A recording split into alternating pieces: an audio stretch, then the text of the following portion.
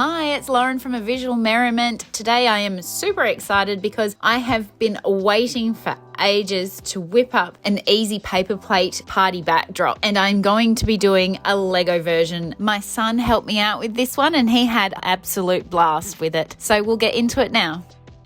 I used paper plates in red, blue, green and yellow. They came in packs of 20, which were enough for each colour. I had maybe a few of each one left. They are about 7 inches, I believe. I also used painter's tape and of course the Lego sign.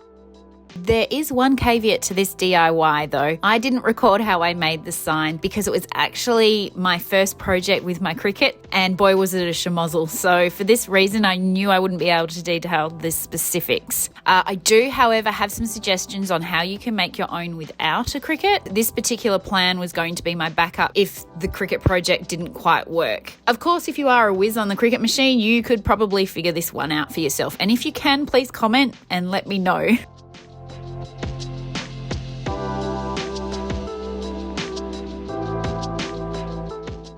For the Lego party sign, I used the 12-inch scrapbooking cardstock in red, white and yellow. You can download a free font called Lego Thick. Then I would simply open a Word document and type out the letters that you need, then either print directly to the cardstock or use them as a template to print to regular paper. Then you can trace it around on the cardstock and cut it out that way. Repeat this for all 3 colours, each time making the letters slightly smaller for each colour. I then used a double-sided tape runner to attach them. As I did with the paper plates, I used painter's tape to attach it to the wall.